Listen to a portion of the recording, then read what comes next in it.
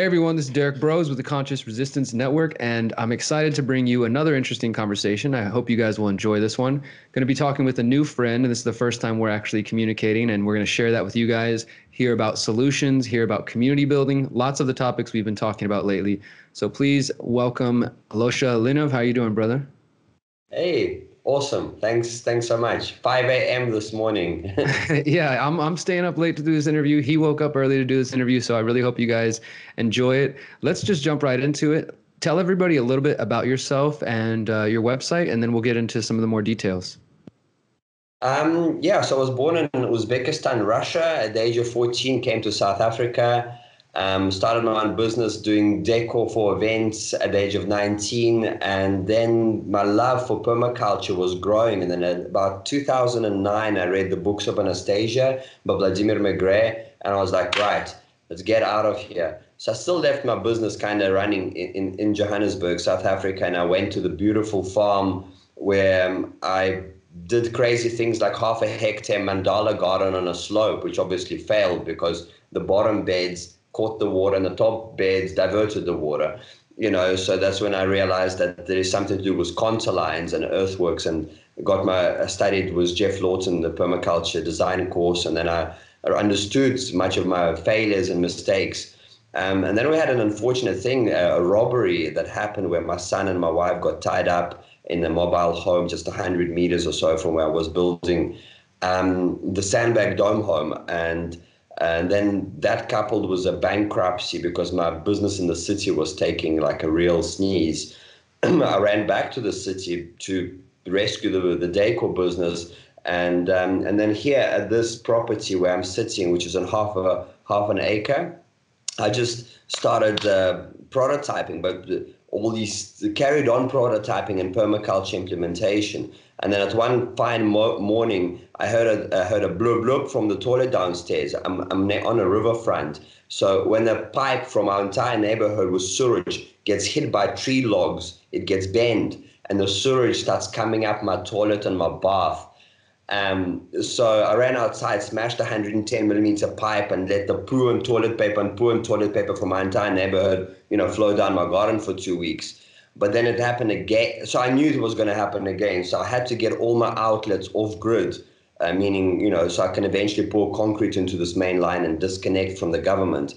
So I was wetland after wetland after wetland after wetland, getting all my outlets, kitchen to a grease trap and bath water, and basically biogas digester, more wetlands. I've got 10 wetlands now, got my eco pool going, build loads of water storage. Now, 6 weeks ago, it happened again and nobody was home. And it flooded the sewage 3 feet deep in my both downstairs rooms 6 weeks ago. It was just such mad disaster. So now I'm getting the rest of my outlets out and just pouring concrete into the line. So it's been exciting. I love dome homes. I'm sitting in a dome that we build with students from all over the world. We just built another dome in Nepal. So I love teaching. I'm also an inventor, and I've traveled to all the top guys. Mike Reynolds, I've studied with him. Nadir Khalili at Cal Earth, I've studied. And coming back here, this property, I'm just prototyping everything I learned, building, and then I'm like, wow, they didn't tell me that, or this thing, or paint came off, or there's a leak there. So really like getting that practical wisdom after doing a 2-week workshop in America, coming back and building it and realizing a lot more. And then I've recorded the 2 online courses, which is the Dome course, which we'll be sharing with you folk later, and the water course. And that's basically so it. how long have you been involved in this kind of, you said you've learned from, you've taken permaculture design courses and you learned from a lot of different people. When did you start getting interested in permaculture? You said you run Anastasia, but how long ago was that? 2007, I really went to Mexico to study ferrocement. There's flyingconcrete.com. Check it out. It's like Gaudi on steroids, but mini scale, So and I came and, it's dark outside, but I built this ferrocement roof, like a seashell, back in 2007. So that's when the journey started. But my love for domes, I guess, came out in about 2005, 2006, was obviously geodesics. And then it's just been domes. And there's a reason for domes. We don't need the supporting pillars. And any novice with but never held a hammer in their hand can build. In fact, I just taught in Nepal 6 people that don't speak English. So it's Yeah, that simple. I definitely want to talk more about the domes because I've heard you say some interesting things about that. Before we go a little further, though, one of the things I like to ask folks who are involved in permaculture is to just, there's some general definitions written in the books and whatnot, but what's a definition you would give for the way that you approach permaculture and what that means to you? It's definitely self-regenerative. It's a long journey, but it's because, like, for example, you make the terrace beds, which you'll see in the video, and then you may put your stepping stones where you walk, and everywhere else you hit with a pick, you fork it, you fluff it, and then you don't step on it, and then building biomass, mulch.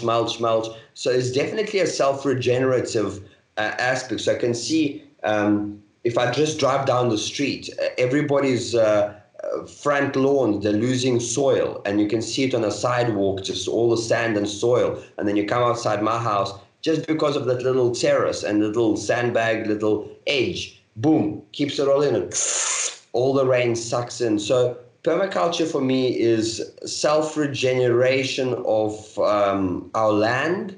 And because it's so healing to dig your hands a little bit in the ground, it's just really self-regeneration of people. So growing people, planet, plants, I guess. Yeah. Yeah, there's definitely been, I've seen more of a push towards I mean, it's kind of a big community, but let's say the permaculture community, the environmental community, the sustainable community, where more and more folks are recognizing that the idea of sustainability, just sustaining at the level we're at, isn't enough. And, so this term regenerative activism, regenerative permaculture seems to be becoming more popular, which I do think is important because we're not just talking about surviving and just making it. Like, we want to be able to thrive on this planet and into the future, and to live freely, and to, have the abundance of the food that we want, and also these alternative architecture. Now, from my audience, they're very familiar that the last couple of years I've been talking about launching an intentional community, and I'm planning on leaving the United States by the end of this year, going into 2020,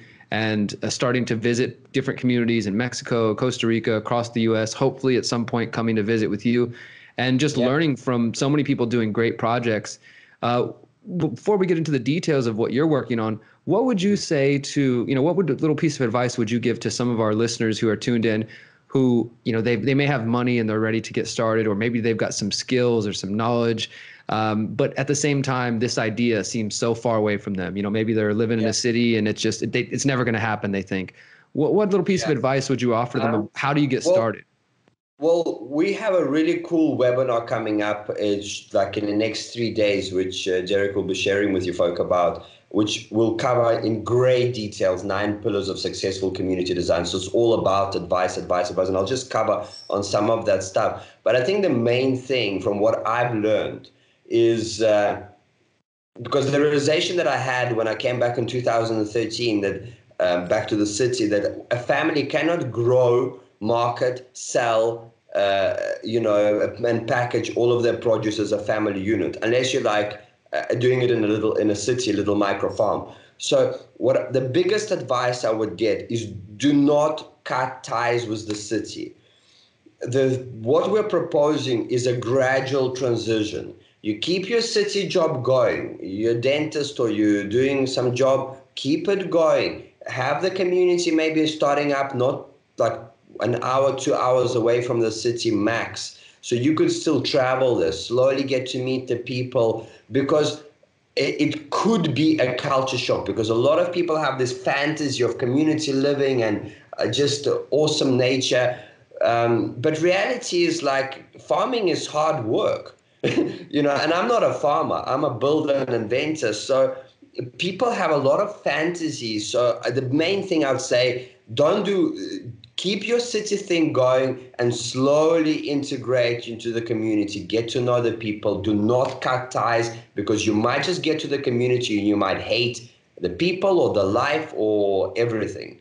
And then because you don't have anything real in the city anymore, you're stuffed.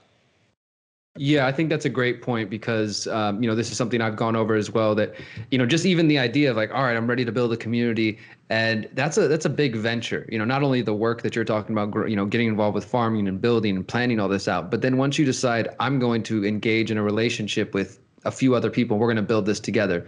That's going to involve a lot of stress, a lot of difficulties. And I think that you're right that it could be a culture shock for some people, and that's important to remember. So I appreciate the tip to, if you're within an hour or 2 hours from the city, which is definitely something I've thought about. There are resources that are available while you're trying to build what you're trying to do.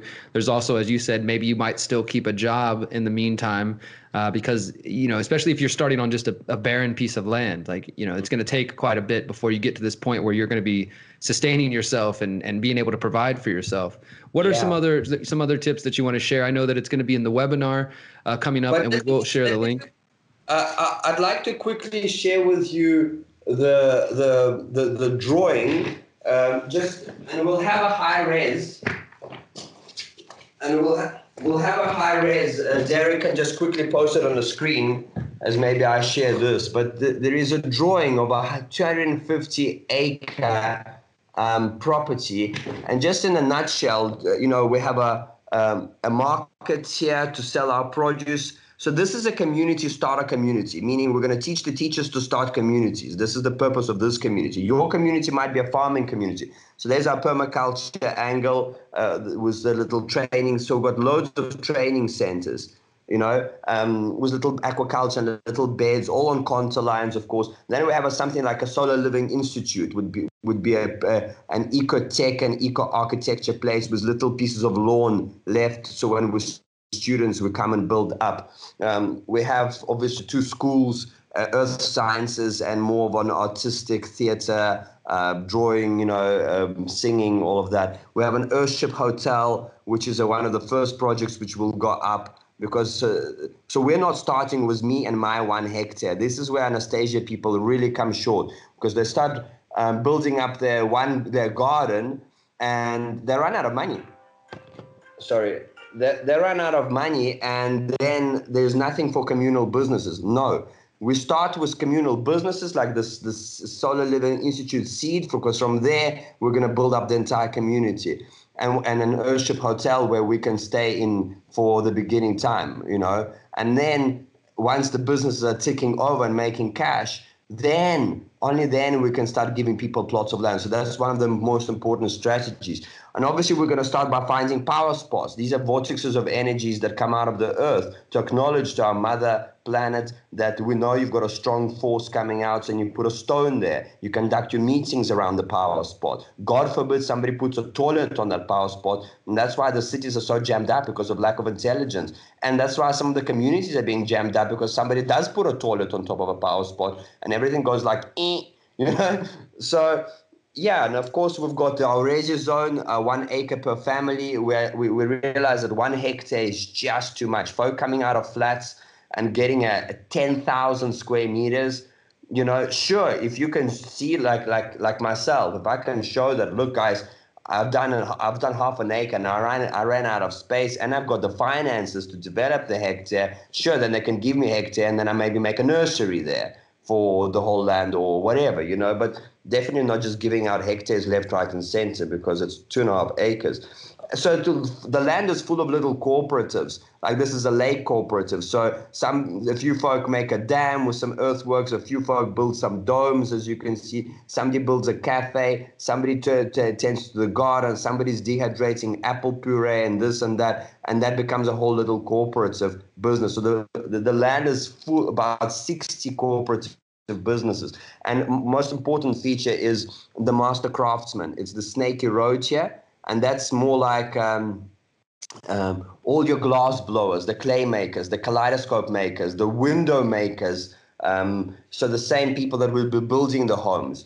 And next to this property here, we have another 250 acre. So this is 250 acre. We have another 250 acre. And that's our property development. So that's folk like yourselves who are becoming that you might not want to live in a community, because these people in the resi zone have to live here 80% of the time. So we don't have an empty community. So we have vibes and, and here, like, it could be Americans that could be purchasing property that want to live next to something like this, but they don't want to really be there maybe for 80% of the time. They might come for 3 months and then they go for 3 months, which you can actually do without a visa, by the way. One more time. Go let everybody know again. Remind them where you're building this at, or where this is at. South of Russia, the most beautiful, awesome space. Krasnodar, next to Caucasian mountain range. So Caucasian mountain range, Black Sea, Georgia, and everything else, and then Russia. So we're on this side of Caucasian mountain range at the foothills. So we already got a nice climate. Yeah. Okay, so a couple of things I want to say. Yeah, a couple of things I want to say in response to what you were just showing. First off, I did get that image. We'll make sure to put the image on screen, and we'll play some videos as well as some clips from the website so everybody can see, what you're working on, because it's beautiful work. I really appreciate, and I think it's an important insight that some communities really miss on, the importance of what you were just stressing of, entrepreneurship and of having some form of industry to support what you're doing there, right? Because as you said, some people might get a piece of land and then they run out of money to even develop it. And then, maybe their whole idea falls apart or their whole project falls apart. So entrepreneurship is absolutely important. I definitely appreciate that. Business plans for every micro business that you're doing. If it's a bakery, you want to have, I'm not saying a 50-page business plan that investors don't have time to read that stuff, but really something concrete. You got to show the team to investors. Who are the guys in your team and what have they done? Not what they say they're going to do. What have they done? Absolutely. Yeah, it's crucial. One other thing I'd like for you to elaborate on, if you don't mind. You mentioned power spots, and this is something that I'm familiar with, but I'm assuming that some of our audience might not be familiar with. And you were talking about this in relation to, you used the example of the toilets, for example. But could you elaborate for those who may have never heard, what do you mean when you say power spots, and why is that important? Okay, so there's quite a bit of stuff coming out of the land. The first thing, there's underground river crossings, okay, where 2 or 3 rivers cross underground and they create a vortex of energy. So we're not talking about some voodoo stuff. We're really talking about straightforward geometry. Based on the angle of the 2 crossings of the river, it will either make a cancerous spot where you'll see a lump growing on trees, like a little wart type of thing growing on trees, and God forbid you put a toilet there. I mean, no, God forbid you put your bedroom on that spot, because that's cancer in about 5 years. That's called geopathic stress. Okay, and then if the angle is different, then it's an awesome energy power spot where they would build a dolmen or they'd put a Stonehenge. So these are just really vortices of energy. They shoot up into the sky. I don't think they ever end. They just keep on resonating up. So you're saying this is based on the water underneath the ground? Yeah, just based on the water underneath. There's nothing really fancy there. And then you have things like curry lines, and you should just Google them and actually stick them into this video as I speak. But curry lines and Hartmann grid lines. And those run about 2.8 meters every line, and about every 6 lines there is a thick zone line. And when those 2 zone lines cross, also, you do not want to put your bed on that, because that's like brain tumor. Wherever those lines cross, when you Google, you'll see the drawing. Somebody did a study on like 1,000 people, and if the lines cross in the stomach as like stomach cancer or brain tumor, it's really like amazing to see. So, and people are not even aware of these things. So a simple advice. Follow a cat where a cat sleeps. Put your bed on that cat. Cat will never sleep on a geopathic stress zone. And of course, if you want to delve deeper, just look into the work of Ibrahim Karim from Biogeometry. He's got proper pendulums that can test exactly what. Yeah, here they are. I'll just show them quickly to you. But yeah, they can test exactly for the power spots emit a very good energy called BG3, which is a high harmonic of gold, high harmonic of ultraviolet, and negative green carrier wave. So this pendulum tests for BG3, and it just spins clockwise. It only, unlike other pendulums like yes and no and all those other things, this thing just spins clockwise if it registers BG3. And then you have really interesting pendulums that he's developed, which actually test for different green, ultraviolet, infrared, so you can exactly see. So this is the test for horizontal energy, this one. And then you have another one that tests for vertical energy. So it actually spins like this, and it's got a dial here and a dial here. And then you get these special brass rods that you can insert to test for Curry lines or Hartmann lines. And they screw one brass and one copper in different length, and they screw into this little thread thing. So and basically what you would do, you'd print out a Google Earth map, you divide it up into squares, and you say, is the power spot in this square? And you spin, and if it goes forward, back, and if it starts spinning clockwise, the answer is yes.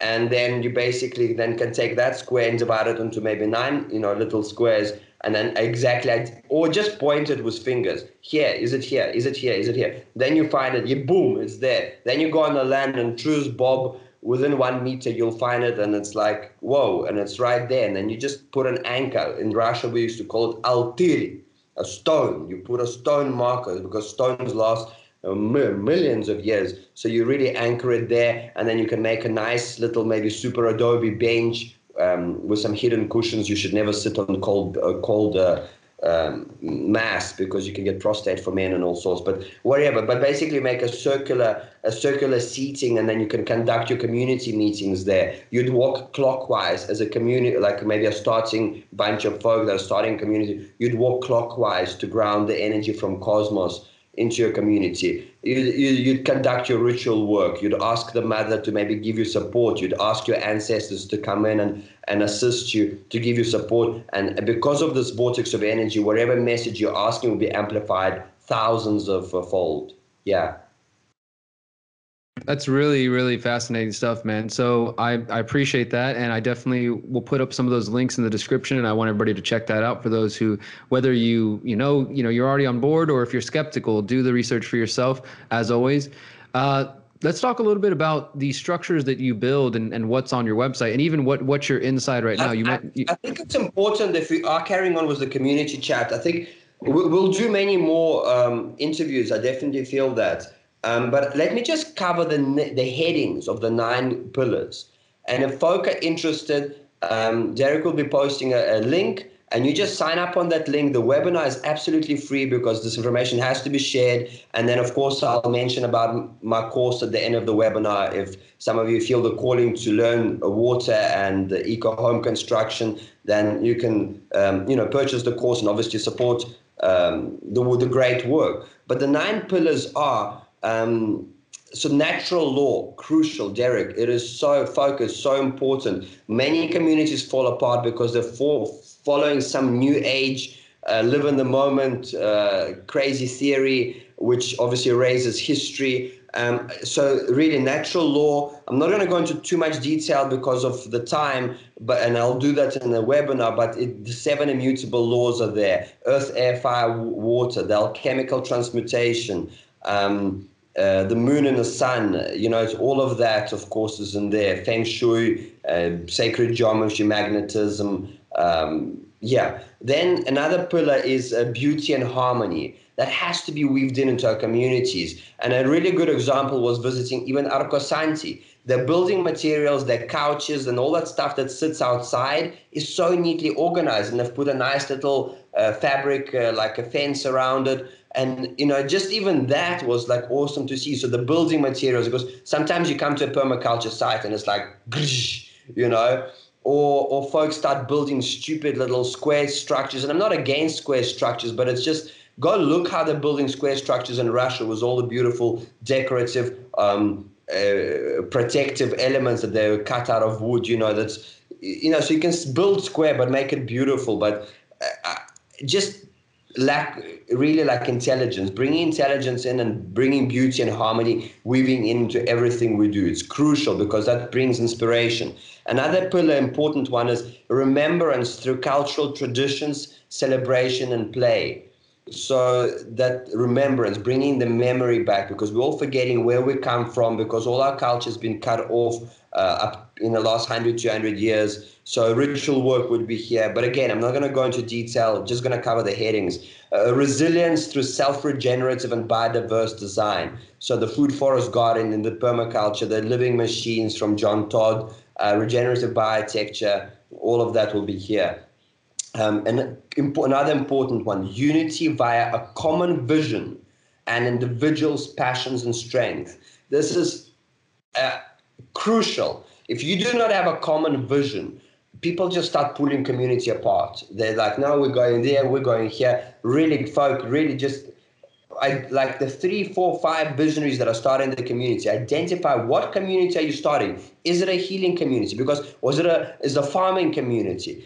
Because if it's a farming community, the folk that you will be needing are quantity surveyors, earthwork specialists, permaculture specialists, agronomers, and horticulturists, and guys who can work in the nursery, and maybe fungi.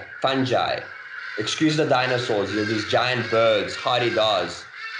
5:30 they usually go off every morning. So anyway, so unity of, and of course, individuals' passions and strengths. So everybody must do what they love and love what they do and work with their values. To learn the values I'm talking about is John DeMartini, drdemartini.com. 13 questions: how do you spend your time? How do you spend your money? What do you read about? What do you talk about? So values, what's important to you? Yeah. Another pillar is all the social work and the importance of immediate conflict resolution. Folks, this is crucial. If two neighbors have a fight and they're not talking to each other for 15 years because a cat shat on his roof, really, come on, let there are processes in place. From Diana Christian, from John DeMartini, there's a few other key processes. Let's go through them. Let's resolve a conflict. Let's move on. But basically, the processes would involve, if you don't like something in me, you have to identify it in yourself, and so on. Another important pillar, economy is cooperation. Folk want to go into community and they want to say, stuff the money, we want to live in a moneyless society. Yes, within the community, we can use a little some of these Ethereum or whatever coin system that we can exchange between each other. But with the outside world, with our market, okay, and we're interacting with cash, because if I need building materials or sand or this, I'm sorry, I can't buy it with peanuts at the moment. So I think it's not to use the money between ourselves, but definitely with the outside world interact with cash. And of course, the ancestral knowledge has to be brought back, because people are really forgetting where they come from. So that's the key pillars. All of those sound extremely, important. I definitely, what you said about conflict resolution, absolutely. I mean, and I'm sure you would agree with this, that I think that probably most of all the world's problems can be identified or traced back to a lack of communication or miscommunication. And like you said, some people will go their whole lives without even bothering to fix those things. And if you're going to be in a community, conflict resolution has to be essential. Of course, bringing up the ancestral knowledge, connecting back to the indigenous ways that we all come from, no matter what color you are, no matter what land you're born in, we all have indigenous ways. Just so many good things there. So let's go ahead, and I wanted you to explain what your webinar is going to focus on, because you said you're going to talk about those 9 pillars for the webinar, right? Tell everybody a little more details, and we'll put the link up. This is where you can actually stick in that video from the website, because that's spot on, shows it with visuals. Thriving and resilient, intentional cooperative communities are the ones that are going to take our civilization out of chaos into harmony. Not so long ago, most of us used to live in these thriving cooperative communities that follow the principles of natural law as well as permaculture, self-regenerative design, to symbiotically harmonize us with our living environment and all sentient beings. With only 100 years left in our humanity's existence, there is a sense of urgency to rapidly ramp up a new model of reality, which everyone is actually talking about, that will make the old one completely obsolete As our mentor, Baka Fuller, so wisely said, intentional kin-domain eco-villages are the only solution. They will showcase a model of reality which is humane and in harmony with our Mother Earth. They will heal the very fabric of our society as well as the plant and animal kingdom. But why are so many intentional communities falling apart? Hi, my name is Alosha Lynov, and together with our team in Russia, we're busy creating a fractal network of international intentional communities which are rapidly going to pave the way to our abundant alternative reality. And to our sadness, after visiting hundreds eco-villages between myself and our team, we have realized that out of 600 eco-villages in Russia, only 13 are somewhat making it, and only 3 are economically flourishing, meaning they are self-regenerating and the kids are coming back after uni to continue what their parents have started. I recently toured the west coast of America, presenting our community vision to young and old and what it takes to make them thrive into the future and beyond. And the response has been truly phenomenal. Together with my friend Paul Richardson, we have created a permaculture master plan for our first eco-village in the south of Russia. A vision which can be applied and inspire any community around the globe. I will share with you various funding models for the acquisition of the land as well as all the micro businesses that are on it. We will discuss various governance and decision-making process, what to look for when buying the land, and what kind of folk do you require to get your community started. How to deal with vegans and meat eaters, as well as legalities and code, and much, much more. And to get our hands dirty, I will show you 3 awesome DIY projects. A constructed wetland in a 1,000-liter container, which will take care of all of your wastewater and turn it into usable resource which will actually irrigate your food grower, your garden, and allow you to recycle all of your wastewater for flushing of loos. Then we'll construct a food growing machine which grows over 100 vegetables and 15 trays of microgreens on 1.2 square meters, whilst utilizing a worm tower that chews up your kitchen waste. And as a cherry on top, I will teach you how to build an outdoor Vesica Pisces super adobe bath. So come and join me on this free online class where you're going to learn about successful community implementation as well as a few simple natural building techniques. And I look forward to be seeing you on the inside. Have a fantastic day. Of what, but basically we're going to cover this drawing in great detail. I'm going to tell you a few other points of how to start a community, such as and I don't want to spoil the fun of all for now. So really important stuff there.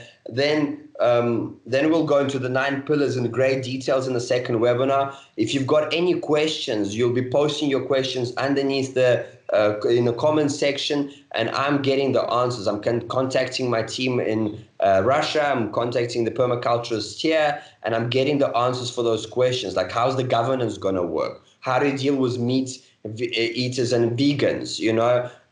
Like important questions, the money situation, how we're going to fund the land. So really, I'm going to go through a lot of questions. I'm going to try and answer them, not from my perspective, but from the research we're gathering together. And Derrick will be gathering some research. So we're actually building a social media community network right now. So Derrick, you must join our WhatsApp group, because we're actually building our own little Facebook, but for community. But that's besides the point. But it'll be structured according to subjects, where people can post video and comments, which would be quite cool. And in the third webinar, we're going to build a food growing machine, which is this 100 vegetables in 13 square feet with 15 trays of microgreens and a worm tower. Just not to get caught up into mental masturbation, let's get our hands dirty, which will be quite fun. And then we'll build a constructed wetland in the same square drum, those 1,000-liter 250-gallon drums in the steel cages. So we'll cut that in half and make 2 wetlands out of 1 drum, which basically treats your grey water and turns into usable resource. And in the final one, we'll make this cool super adobe Vesica Pisces bath, outdoor bath, and plumb it to a solar geyser. So just a few cool projects. And then I'll answer all the questions, of course. So that's the webinar in essence. Yeah. Awesome. And how much is the webinar cost, and where can people find free. it? We'll put the link, of course. The webinar is absolutely free, because Actually, because I have the natural law pillar. Because of natural law, you cannot charge for it. That's how natural law works. So I just toured the whole of West Coast in America presenting these 9 pillars, and I made the talk on donation basis. So this webinar is absolutely free, but where we would like your support, if you do feel the calling to invest into the course, we'll let you know after the webinar about this water and dome course. And basically the water course will build 3 types of storage. We'll harvest water from pavement and the ground, spiral earthworks and contour-lined berms, and then we'll build a biochar filter which takes out nasties from your roof so you can drink your roof water, and then we'll plumb that to the house, and then we'll build a variety of wetlands for grey water and sewage treatment. And then in the dome course, we'll build this aircrete dome and the super adobe dome home from foundation all the way up. And then I've lumped those 2 courses into one called Living Eco Home. So we'll just let you know about that, but that's later. But right now the webinar is starting in just a few days, so sign up. Absolutely. We'll put all those links below. I mean, just such a wealth of information, brother. I definitely do agree with you that we will be doing future interviews when maybe at a better time for both of us, when we have some more time to just go deeper into this. But one question I know I got to ask, because otherwise the comments are going to be filled with it. You can see the dome behind you, you're sitting in it, but we haven't mentioned, at least not into detail, what is it made of? What are the domes made of that you're creating? Okay, so this is an aircrete dome, which is foam and cement, but what we're really moving to is hempcrete. Hempcrete blocks is the way to go. And the other dome, which is more of an egg shape, that's a super adobe, and you'll see it all on the video that Derrick will be posting. And that's filled with 10 parts earth from underneath your feet, or sand with only 8% stabilizer, 1 part cement. And really, I don't have a problem with using plastic bags or 1 part cement to 10 parts earth to give me a house that's going to stand for 2,500 years. Really, folk, it's awesome. So check it out. I appreciate that. I know people will ask that. One more time, go ahead and mention the website. Of course, we'll put it in the links, but let everybody know where they can contact you, get in touch, and all that good stuff. Well, the webinar page is www.buybetter.co/freedom, but Derrick will be posting a hyperlink which will support his cause as well. So yeah, but that's where you can find me. Awesome. And the webinar. Well, I appreciate everything that you had to share tonight. Everybody, I do recommend checking out the website, check out the webinar. You know, as you heard here, he's got such a wealth of information. I've got a lot to learn from him. I look forward to us connecting face to face very soon and seeing how we can support each other as we move towards this community. Because I think that my audience, and I'm sure those who are aware of your work as well, understand that the solutions we're looking for are not going to be found, waiting for the governments or other people to figure things out. The solutions are going to be found in our own hands, in our own communities. Yeah, we need to come together now, because otherwise individually they crush us. But when a community stands strong of 200-300 people, and they are boosting the economy, and they are creating jobs in nearby towns, packaging sun-dried tomatoes, sending them to Whole Foods, then the government is like, oh my God, these people are a blessing to have them here. So that's why we need to unite in numbers. Time of the lone wolf is over. I cannot do it alone. You cannot do it alone. We need each other to co-create and collaborate. And let's do it, folk. I couldn't have said it better, brother. I appreciate that. And you're right. The time of the lone wolf is over. It's time for the community to get built. Thank you so much for your work. Everybody, check out the website. And until next time, remember, you are powerful, you are beautiful, and you are free. Peace. Peace.